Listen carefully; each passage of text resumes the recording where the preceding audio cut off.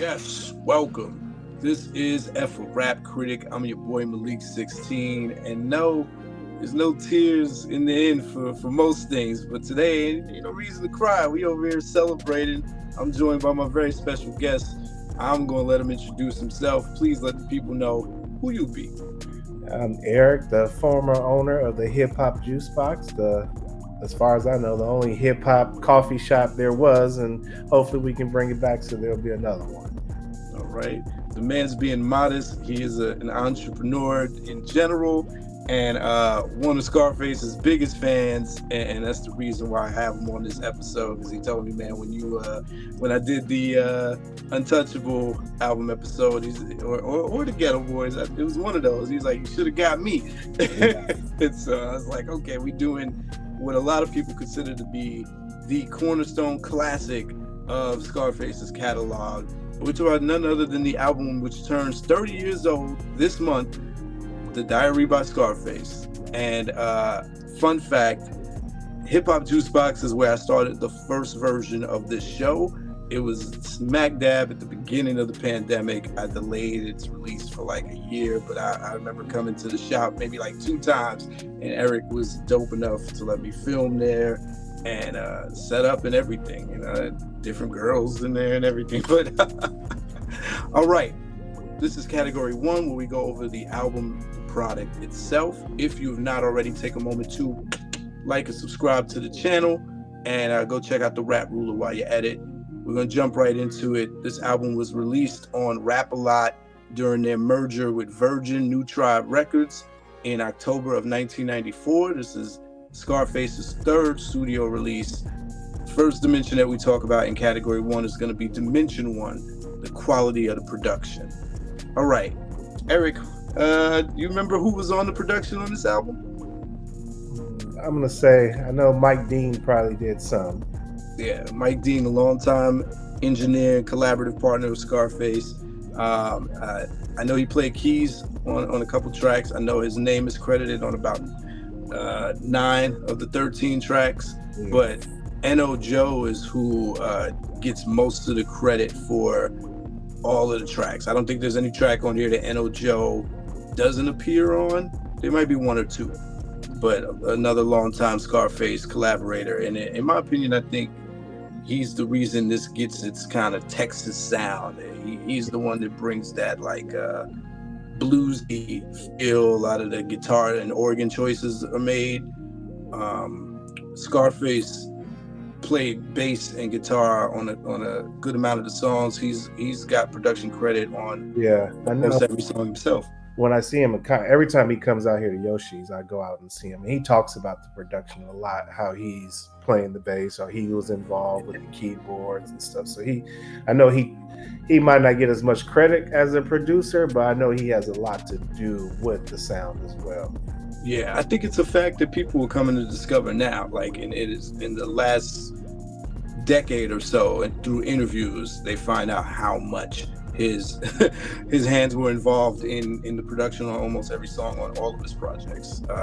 Then Scarface himself gives credit to his uncle, who he says is one of the best musicians he's ever met in his life, who played the bass line that came up with the beat of Hand on a Dead Body and Going Down before they brought it to the studio and N.O. Joe changed some of the arrangement around. So between those 3 guys and Uncle Eddie, you get all of the tracks on there, and it ranges, man. You get some cinematic production there. When you think about the intro and the track One Time, it's straight violins and movie score quality, and the outro. Jesse James, you get like the old piano in the beginning, things like that. So that's that southern feel I was talking about, the N.O. Joe range. I think it really shows itself on tracks like Jesse James and One.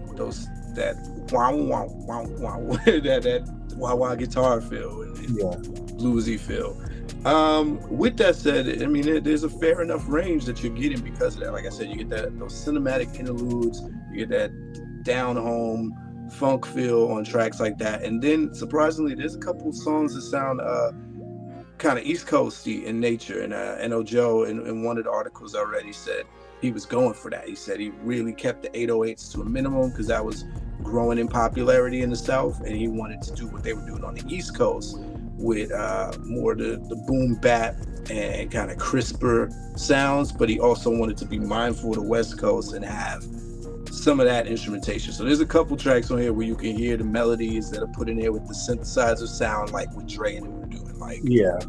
I think of the Diary itself, the title track, No Tears, and Never Seen a Man Cry. Just having some of those synths in the back sound very West Coast. But the Diary and G's sound like they could have been on any East Coast album in that era. So they covered bases here. Yeah. With that said, Eric, what you giving this on a scale from 1 to 5 on the quality of production? 1 being the lowest, 5 being the highest.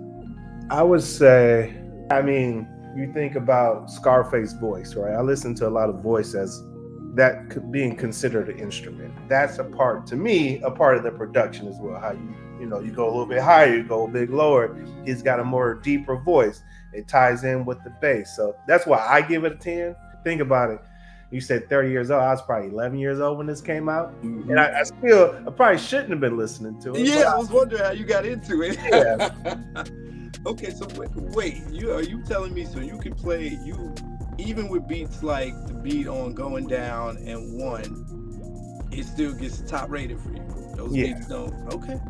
All right, so that sounds like a 5. Even though you said 10 on our scale, on our 5 heartbeat scale, that's a 5. You're giving it the highest you can give for the production. I love what you were saying about how the vocals can be part of that, and you'll see like in their relationship, Mike Dean is giving Scarface pointers, and N.O. Joe is giving Scarface pointers, and he's giving pointers back. So they have a comfortable relationship. And I read that N.O. Joe actually told Scarface to rap like a preacher on Never Seen a Man Die, which added so much context and texture to that, right? All right, so Dimension 2, the cohesiveness of the Sonic Band. How does the album flow together? This is more about like sequencing and just how the songs sound back to back. That's a tough one because nowadays we're not listening to cassette tapes anymore, right? We can easily just go straight to our song that we want to hear and skip over the ones that we don't want to hear.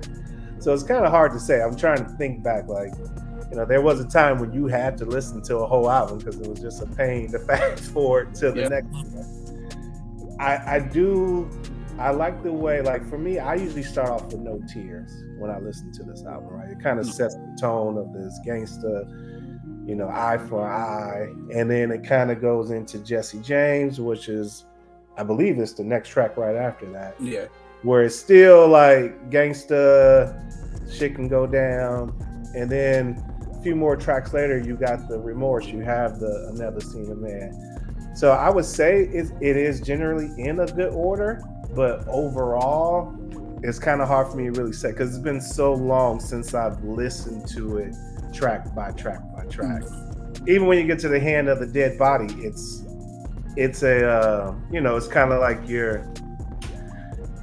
when he talks about how they're trying to cut off our communication and, Tupac never gave a gun to me. It's like, I talked all this gangster shit, but I'm also saying that, this ain't the reason we are what we are and stuff like that, or why things the way they are.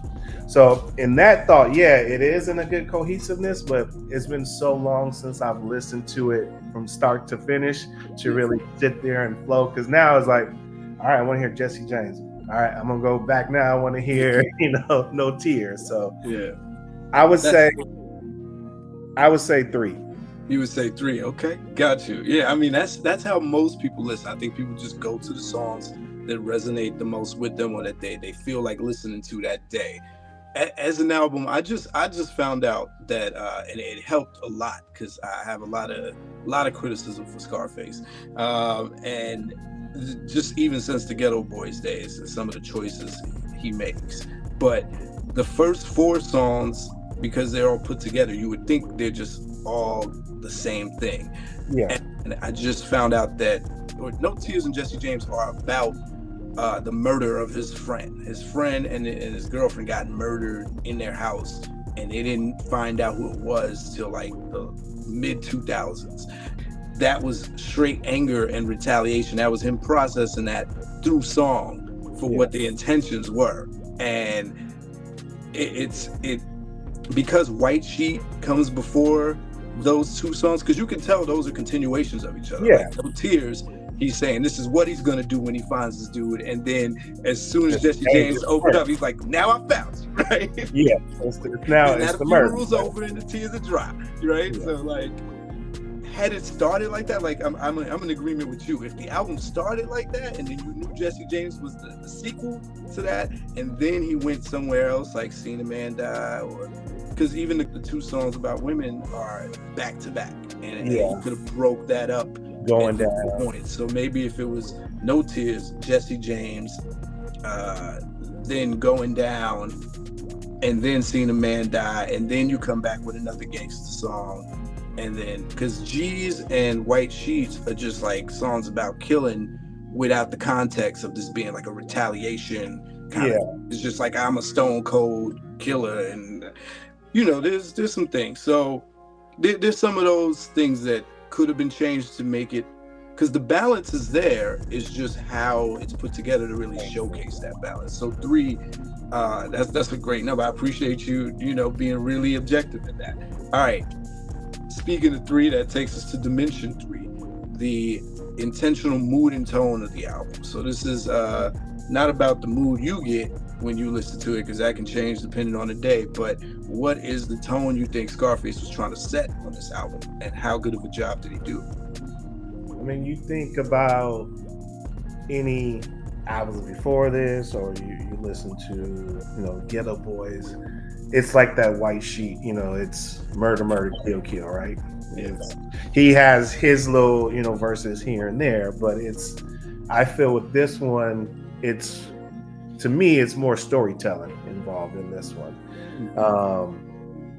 Like you said, you think about that now that I never heard the story about his friend being killed and stuff, but you listen to No Tears, right? And I'm not a gangster in any by means necessary, but I've been in those funerals where somebody got killed, and now everybody's drinking at the funeral, and you having that Boys in the Hood moment of like, all right, let's get in the car, we got to go get him, right? You had that feeling at some point in time if you lost someone to violence. And the story he's telling is like, I felt that at points in my life, right? I'm not the person that's going to go out and do it, but I remember listening to this when a friend of mine in high school got killed, and I'm in my car, like any point in time, I probably could have got pushed to go want to do this stuff. Had that Trey Boys in the Hood moment. Yeah, you could have had that moment because you're listening to this, and that song resonates so much with me with the storytelling. So that's what I relate so much to that particular song in this one, because I've been in those situations where it's like, all right, man, No Tears, and then once you get into the remorseful songs and things like that. That was what you were saying. You're saying you feel like the tone he's trying to set is painting the picture regardless of the scenario. If it's a retaliation song, he's walking you through it. If it's a reflection song, like the whole Never Seen a Man Die is about mortality, right? He's step by step. He's talking about every detail from how he's breathing, how the person's breathing to the very end, right? So when he says go ahead and let go. Yeah. From the beginning, he hugs his father, and at the end, he's trying to hold on to his breath, like he's painting that. And so even with the women's songs, they get crass, but he's still letting you know how the day went down. I got her number. Then I waited 3 months. Then I called her. Then I'm riding in my 6'4", and this is how it went down. And we happened to jacuzzi. Like, there's a lot of that going there. His flow has always been there, but I feel like this one, the structure of the storytelling, the direction of like, I'm going to start from the beginning, and you see it in your mind when you're listening to these songs, right? He's painting these pictures in my head. Like, I can, even before the video of Never Seen a Man, it was like, I remember hearing it, when he's talking about going into heaven and stuff, like you can see that through his words. Yeah, even though you don't have any, you have no thought of what that looks like. Tangible, you're picturing something. Yeah. It was, in the 20-year reflection on this album, Scarface said, and this is easy to believe, like, because I remember when I was doing Grip It on that other level review, that was where the mind frame was. Scarface said he was trying to make this album. First of all, he made this album. He said it was recorded in '92 and not engineered and finished until '93 and not released till '94. So he probably had time to go and add some touch-ups. But the fact that he was still so young at that time, he said he was trying to make this album for his neighborhood. He was very just so closed in on that South Acres mindset. And you could tell because it's so gangster. And it's like, Scarface, you 3 albums deep, but you're still in that Houston mentality. And he said Jay Prince was always the one that was trying to push, like, hey, there's people who could relate to you outside of Texas, but his mind was only on impressing his neighborhood. And that's why you get so many songs that are just about his day-to-day in Houston, like picking up women, riding in his fancy car, and not being afraid to go out and get some things done, like you mentioned. Taking a trip up to Holloway, you see how many niggas in my hood ready to die today, right? And there seems to be some set repping, like we always think of gangs in terms of, I think, Oakland can relate because Oakland doesn't have the traditional gang structure that other cities have. I think Houston's like that. Like Scarface mentioned like banging, like straight up banging a couple times, but it's clear he's not talking about the popular sets. He's not talking about GD or Bloods and Crips, but South Acres, I guess, is the equivalent of a set. Yeah. And at least 3 songs he's talking about, come step to the gang, we bang, we listen to our OGs, I'm repping this, I'm set tripping. So very street minded on this album. So I think you get that, like, hey, I'm just of the people. You might find me still hanging out in the projects, and I'm gonna tell these stories about day-to-day life in this neck of the woods.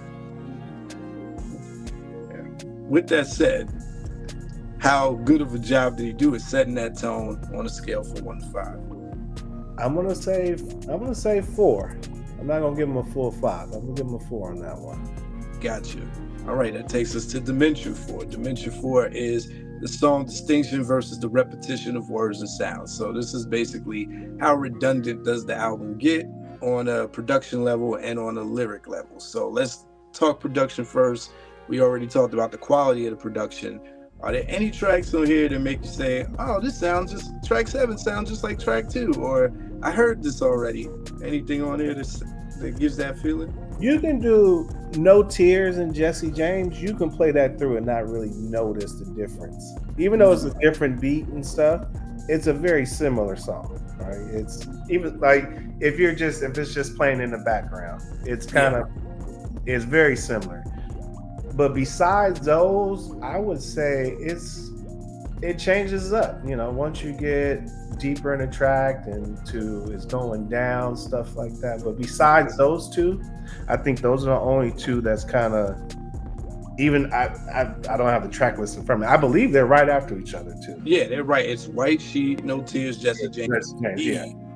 So again, those first 4 songs are all about, I think, thematically is where it gets repetitive. Yeah.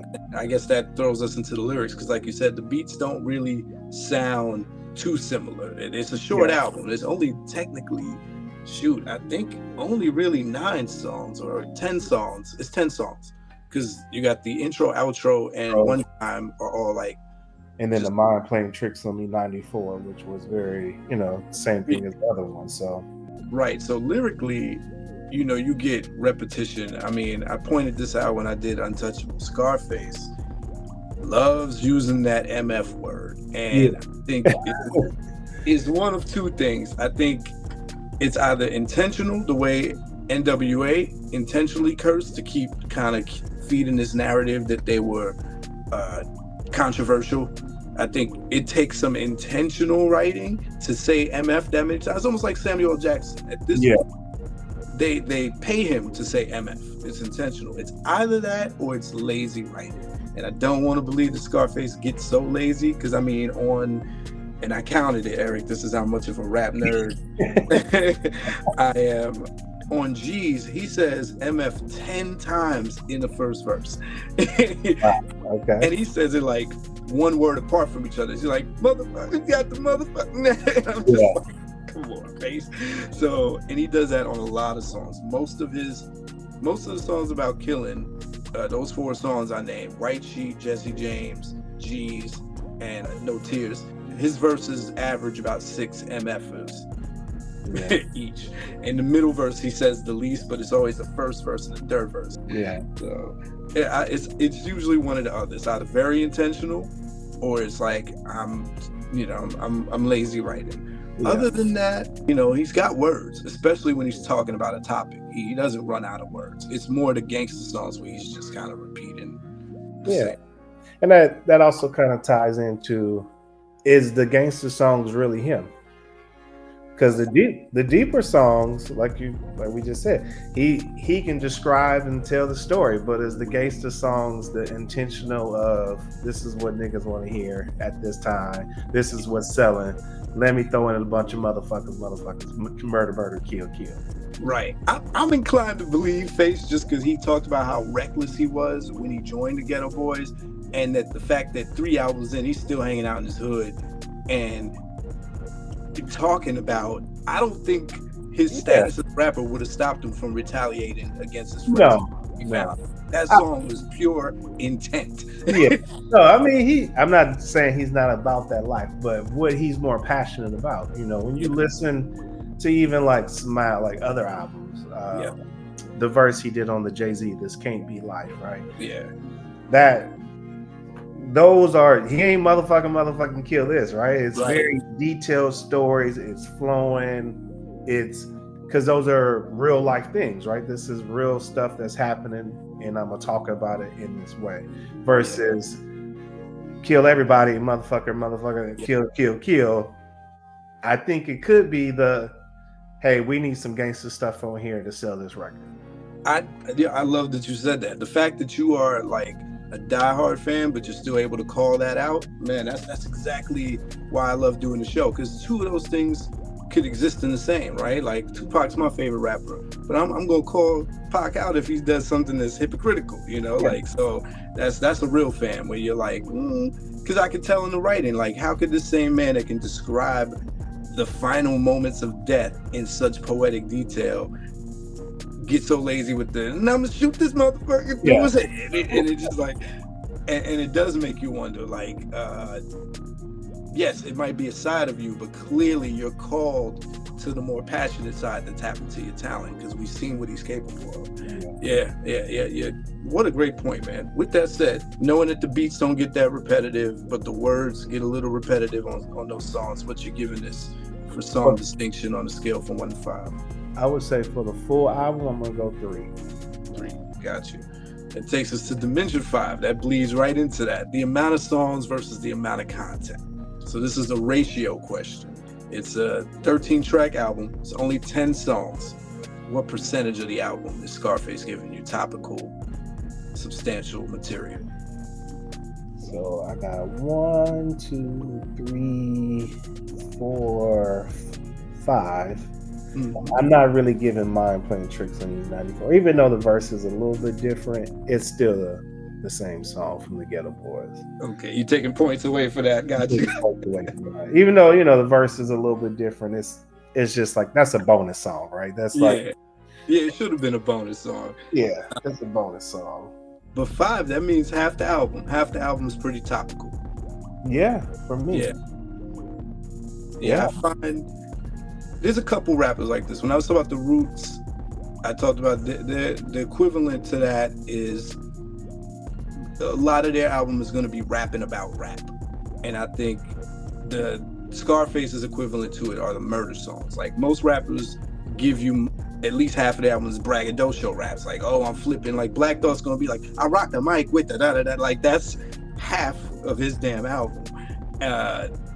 And then you'll get topical songs, like, here's the government song, here's the relationship song. So Scarface is doing that. He's got one, he's got Going Down, like you said, Seen a Man Die, Mind Playing Tricks on Me, Handed a Dead Body. That's half the album. He's giving you commentary and relationship stuff.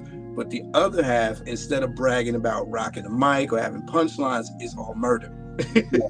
Even the Diary, even that last song, it's just bragging about murder, right? He shouts out East Oakland on that. I'm beginning to think that's how you became a fan. No, man. I actually, so I'm from San Francisco, but my family is from Mississippi. Gotcha. And my music, my brother is 12 years older than me. Gotcha. So the stuff that he was listening to, this I probably shouldn't have been listening to it at that time. And we used to go to Mississippi once or twice a year as a family, and we used to trade tapes with our cousins down there. And my cousin was going to school in Texas, so it'd be like, oh, I got this Ghetto Boys, I got this, and then we would bring that back here, and we would give them stuff from San Francisco, the Bay Area. This is before you can go online and stream stuff. This is like, Right. hey, I got this tape, I'll trade you, or let me make a copy of this tape. Yeah. So that's how I kind of got into listening to Scarface at a young age, was that trade off of, this is what I'm bumping, this UGK, this Scarface. All right, cool. Let me give y'all some RBL Posse and E40. That's dope. That trade off. So I would say for this album, 50% is a lot, but I don't want to give him a 2.5. If it's a Right. out of 5, I'm gonna go 4 on that one. That's fair. Because I mean, that's really, shoot, man. There's some rappers that can't do that, man. I reviewed the Mac Mall album, Illegal Business, last year, and that's another murder album too. And he was young. I think they about the same. No, he was a teenager. He was younger than Face. Yeah. And he didn't have as many. He had My Opinion. He had a couple, but you know what I mean. It's a feat to be able to give that much substance on the album. So 4 sounds really fair. But yeah, that's what a lot of rap albums is like. The rapper, the artist himself or herself is like, I'm gonna pour my heart into this many songs, and then be like, hey, but we need more hits. We need more songs to fit in. All right, let me give you this, and that's, I'm thinking about it now. That's where the repetitive might come in from, because it's like, these are like feeder songs, right? Let me just put this in here just to get us enough to cover, an album. And it's kind of similar to Hollywood, right? The A-list actors, after a certain point, they don't really act. They just get paid to be themselves. Like, Tom Cruise, Brad Pitt, they don't be crying in their movies. They be cool. Dimension 6, the features. All right, we only have, I think Scarface sings his own hooks on most of these. I think that's him on G's. It took me a minute to figure out whose voice that was on G's. When you roll into my mother, what do you see? I think that's him, or N.O. Joe. Who else? Isn't Be Legit's on one of the songs, right? No, not on this album. Or if he is, he's not credited. And then on Going Down, I think that's Scarface too. Devin is on the Hand of the Dead Body, though. Yeah. He said the chorus on that. And Ice Cube was on that song too, right? Yeah, those are his only stated features on the album. So I don't know if somebody else is doing the background on Going Down. Devin wasn't even really known at that point. Yeah, Scarface always looked out, because I think Devin was a part of the Odd Squad back then. Yeah. Scarface took a liking to Devin's voice and always put him on from that point on. For the next couple albums, Devin was always featured. So yeah, let's talk about Hand of the Dead Body, bro. What's your thoughts on that Ice Cube and Devin feature? They are him and Ice Cube are, to me, like, Tupac is, of course, one of my goats, right? But Tupac, Ice Cube, Scarface is, to me, is kind of the same rapper. Like the stories, the topics. Like, a lot of people think with Tupac, you think of like the Death Row era, right? Those are the club bangers, the dance. But like Me Against the World, or if you listen to the one that come out afterwards, what was it? The one with the Outlaws. There's a lot of substance songs, right? You think about Brenda's Got a Baby. You think about all the stuff Ice Cube had put out. And Scarface is like, Brenda's Got a Baby is a story from beginning to the end, right? Mm-hmm. Same thing we talk about Scarface, right? It's the beginning to the end. You listen to some of Ice Cube's stories, right? It's a story, this is what's happening, and it's coming to the end. So for them two to have that song together, I'm sad. I know he had songs with Pac as well, but for them to have a song, and then one of my favorite lines in that song is when, at that time, that's when gangster rap was being blamed for everything. And it's like, Against the Nip, Tupac and Spice One ain't never gave a gun. Yeah, I think the timing of that song, of that collaboration, it couldn't have been more perfect. When Ghetto Boys first came out, they were only like a few months removed or a year removed from NWA first coming out. Yeah, They were kind of that next group that were pushing the limits. They just went a little further into like horrorcore, kind of like Mind of a Lunatic stuff. NWA didn't get to that until the Niggas for Life album, right? And so it always seemed like Scarface was the Ice Cube of his group. yeah. And so for them to collaborate together, I think fans of both of those groups were waiting for that collaboration, and the timing of it was perfect. They're both seasoned in their careers. This was Cube about to make his West Side Connection transition. This is Scarface turning into more like the poet, vet rapper, and this is them at the height of their gangsterism. And the timing socially was perfect because this is right when the Calvin Butts arguments are coming out, the C. Dolores Tucker waves, and this is their response to it. Like Bone Thugs put the clip in the beginning of their song, but this is the first song to really address it before Tupac. Tupac really like shut the coffin with all him calling out all those people, Bob Dole, Dolores Tucker. But those two. And that was also around the time when that dude that killed somebody and was listening to Tupac, and they tried to blame Tupac for it. Like, could have been listening to anything. Yeah. Tupac didn't get to unleash on that until 96. So in 94, Scarface and Ice Cube were probably the gangster rap voices that you wanted to hear out of anybody else. If anybody was going to speak on it, those were the two leaders of the pack that needed to speak on it. Yeah. The only thing they kind of just doubled down. I'll give some pushback just because I do think it's a little. I've been hearing that excuse. Oh, we like the same age. I keep forgetting that. So like I've been hearing that excuse my whole life. I remember there was a New York Undercover episode and they had like Biggie and Sticky Fingers on there and they were like, "This is all we know. What you expect us to rap about?" I'm like, "Come on, y'all got to be a little." Yeah.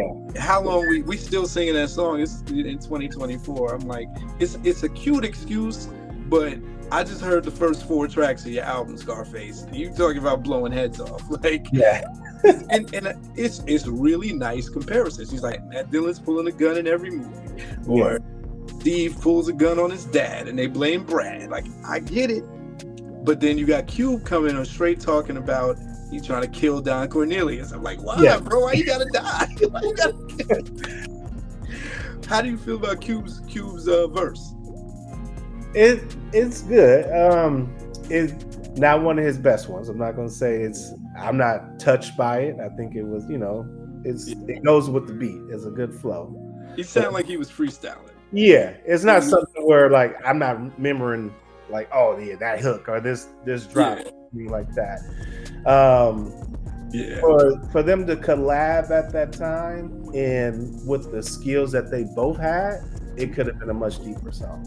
Yeah, I think Scarface outshined Cube, but Cube is a nice break in contrast, right? He gives you a contrast to Scarface's voice. He changes things up when he comes on at the end, and he has a different energy. And he's doing some clever things. Like, he tries to mention as many of those figures as he can. He says F. Hillary and Bill, the Don Cornelius mention, the Calvin Butts, and then he's trying to like tie in other things like, oh, I rap a lot, I got a scar on my face, Houston, we have a problem. Like, he's doing some stuff. And Devin's hook, I think, adds some nice context too, or just a nice contrast. But those are the only features. What you giving this album for features on a scale from 1 to 5? Because the feature could help or hurt. It could bring an album up or down. I mean, being that it's low on features, I'm gonna give it a low number. But realistically, who at 94, right? Or that's when it came out, right? 94. Who I can't imagine hearing anybody else on some of these songs. Yeah, I mean, he could have had Spice One on it since he mentioned it. But someone on Scarface's level, and in fact that it was recorded in 92, you don't have to take any points away for it not having features. It's just all about if the features help or hurt. Yeah, I mean, that song helped, but I can't listen to any of these songs and like, man, what's his name had a verse on this song too? I can't hear that. And none of these songs is like, what I'm hearing is like, this is all the only voice and the only thing I need to hear. here. So I'm gonna stick with just the two features in and give it a 5. Yeah, I say so because it would have been all right without, but Ice Cube is a nice cherry on top. Yeah. And it's on. He's on the perfect song. Like I don't want to hear Ice Cube on Going Down. So, all right, that takes us to Dimension 7. The question of does the weakest song or do the weakest songs bring the album down? Now, is there a track on here that you just skip every time? I've heard this is a non-skippable album. I mean, yeah, at one point it was, but now I skip through stuff. I'm gonna go with Mind Playing Tricks on Me, man. Like I said, that's just a bonus song. It's like the original one on the Ghetto Boys. I like that one. That's stick to that. This was like, hey man, we got 5 minutes left. We need to feel something in there. Yeah, I do feel it adds content to the album, but it dilutes the original song. I'm like, that was a Paranoia song. Yeah. And you just turned it into like a freestyle kind of a life update. He's like, here's where I am today, 3 years later. Like, yeah. Some classics shouldn't be touched. It's like somebody remaking Who Shot You or F the Police. Like we don't need Dear Mama to be remade. Just leave some songs alone. So yeah. So I'm gonna go with a 3 on that one because most of the songs I wouldn't skip through, but that's one where it's like, yeah, I don't need that added in there. Gotcha. Yeah, for me it's one. One is that. One is another one. Yeah. All right. Dimension 8, Mass Appeal. I mentioned how Jay Prince was the voice letting Scarface know that you got to think national. There's a whole country with other hoods, and you could think like that. When I reviewed E40's In a Major Way album, I always pointed out that I feel like that's the album where he started thinking of the other markets. Because one thing about Bay Area rappers, it's very self-contained. You can go just in the Bay. Yeah. But E40 definitely had his sights set on bigger things. He's like, I think they like me in the South. They like me in the Midwest. Let me kind of try these kind of flows and beats to spread out. And when you start thinking like that as a rapper, you're dangerous because you really can tap into a wider reach.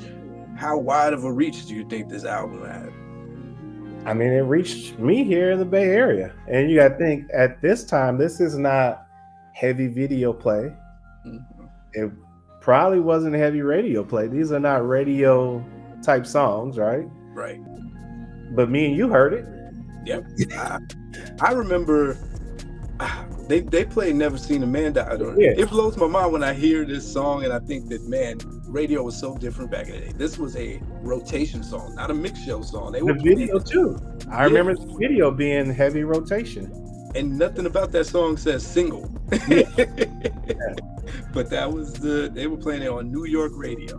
And I was like, oh, this song is dope. As a kid, I knew it was different and it had a groove to it. So, but I do think maybe the album intended to put out those girl songs Going Down, and there was no need because it was so successful off of the street songs. Yeah. I mean, I'm gonna go with a 5 on that because based off his mentality, right? And how hard it was to get into other markets at that time. This is pre-online. This is you can search out your own music. This is legit. I gotta hear a song on the radio, go to the record store, try to get it, listen to it. This is, back when it was hard for anybody outside of New York and LA to really get put on. And for this to have heavy rotation on the radio for a song that's not even a shake your booty song. And the video was in heavy rotation too. Mm-hmm. So I'm gonna go 5 on that.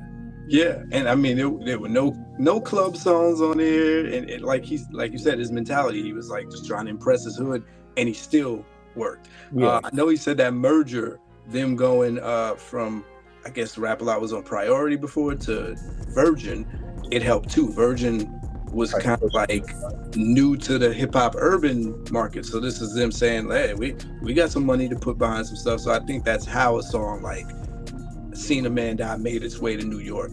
Hand of the Dead Body, it wasn't a radio song either, but I'm sure it got radio play in Houston. But the buzz alone on these two giants in rap collaborating, and I'm sure Going Down got some local play, because in your own market you'll get an extra song out there on the radio. in New York, they'll play an extra lock song that ain't gonna get played nowhere else, or a Cam song that ain't getting played nowhere else. So yeah, I think that's a good point. In the future, this album gets more momentum because everyone goes back and talks about how classic and impactful it was. So you see things like in the Office Space movie, the scene, he's listening to No Tears in the car, you know? And yeah, so it lives on in that way. It wound up going platinum. So it did what it needed to do, and more than anything, I think it raised the profile for Face to not just be a Southern vet that Southern folk respected, and everybody knew that as a soloist, not just the mind playing tricks on me guy. It's like as a soloist, this man is dropping heat, and then it got high ratings everywhere in the magazines. The Source gave it 4 mics originally. It went back later and gave it 5 mics XXL. Even though they didn't come out to the turn of the century, they gave it an XXL retroactively. So 5, you're giving it, man, you giving it a 5, you putting it up there with those smash hit albums. That's a big deal. I mean, just think about it, like I said, for someone to come out with a deep, dark song about death and get heavy radio play, like you said, and it wasn't in, Never Seen a Man. That's not like a murder, kill. That's like really storytelling. And that got heavy rotation. I remember my auntie coming, we were talking about the album around that time. And I remember my auntie was like, oh, I didn't like that song until I saw the video. And she wasn't like the cool aunt. This is like an older lady, relating to this story of someone dying. Yeah. It's crazy, thinking about it is like, for that song, if there's no song like that now that's getting radio play. Yeah, it's a total different market. So yeah, I mean, that's a great point. I like the perspective you're coming from. You're like, I'm giving it a 5 because it succeeded in spite of. Got you. All right, that takes us to my favorite dimension 9, the 3 I's: impact, innovation, influence. Okay. All right. Now, you already kind of talked about how this album personally came into your life.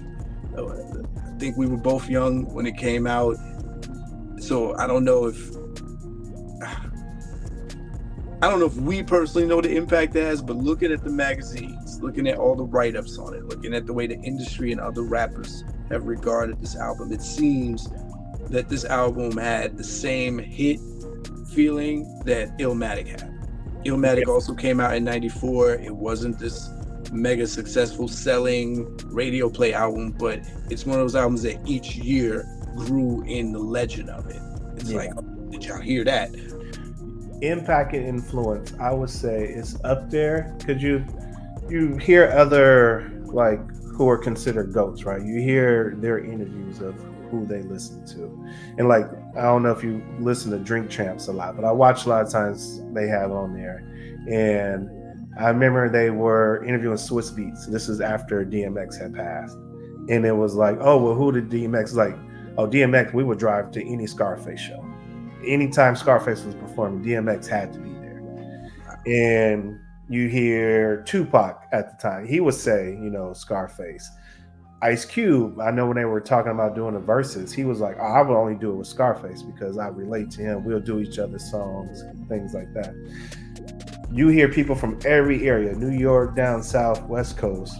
He's your favorite rapper, but he doesn't get the publicity of like the Jay-Z and the Nas's and stuff like that. And some of that can be regional based, but I think that album, the impact and influence on storytelling, and hey, we can rap about death and going into the afterlife and having those subject matters in songs to where that can influence like a Tupac or a Kendrick Lamar, or where it's like, we're not just rapping to be on the radio, we have substance and stories to tell.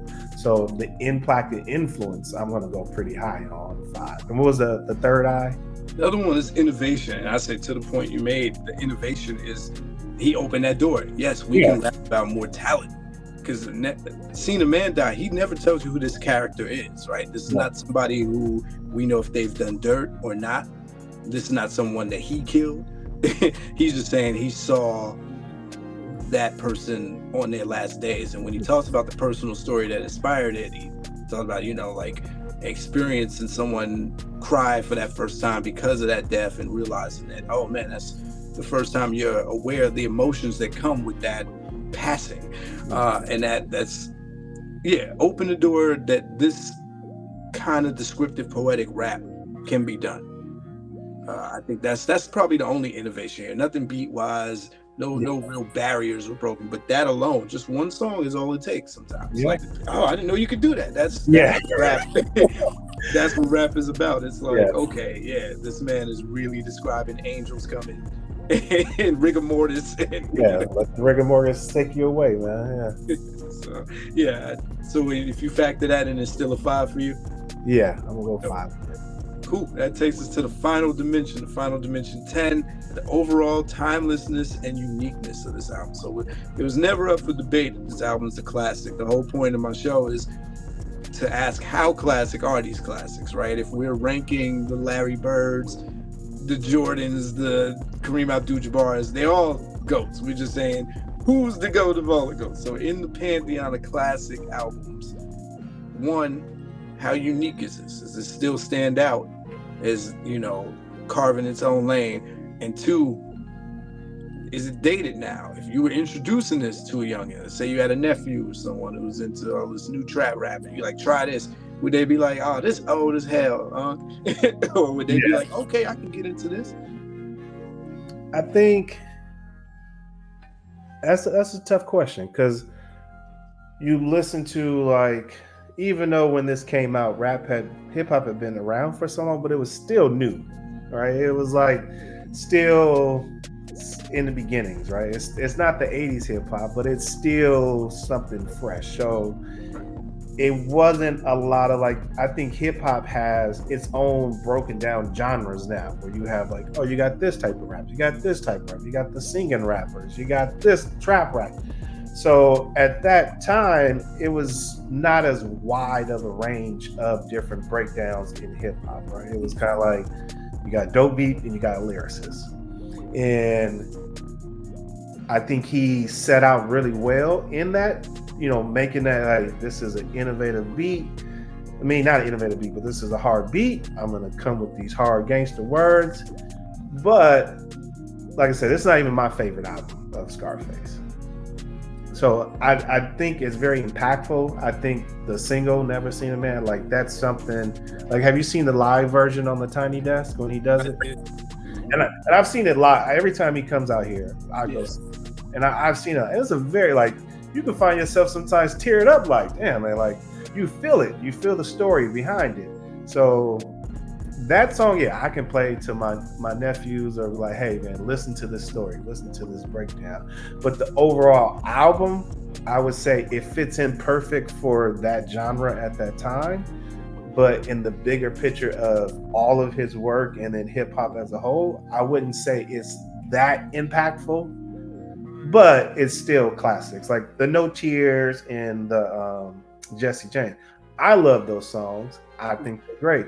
But someone just now, hey, give me your best hip hop song I want to hear of all time. I'm not playing those, right? Got you.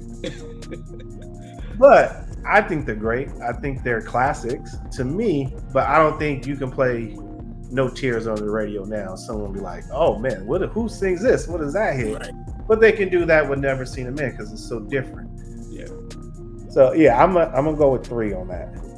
Fair enough. Listen, Eric, it's a pleasure, man. Thank you for making the time. I wish I would have got you for Untouchable. We would have done this in reverse, but I'm just glad to have you on here. So, you get it. I always like when my guests get it. And you're a hip hop fan. You're a boss who makes boss moves. You got any moves that you care to share, like coming up? Or... Not at the moment, man. But I'm always plotting and thinking. There we go. Let me know when you're ready for Me Against the World. I'm ready for that one. Got you. That's perfect. Yeah, that'll be. I think the anniversary for that one is next year, so I'll holler at you for that. Yeah, I'll be ready for that one. Cool, man. On that note, catch me for part 2, where I go through the rap performance on this album. Until then, y'all know what it is. F a rap critic. They talk about it while I live it. Word. to meth.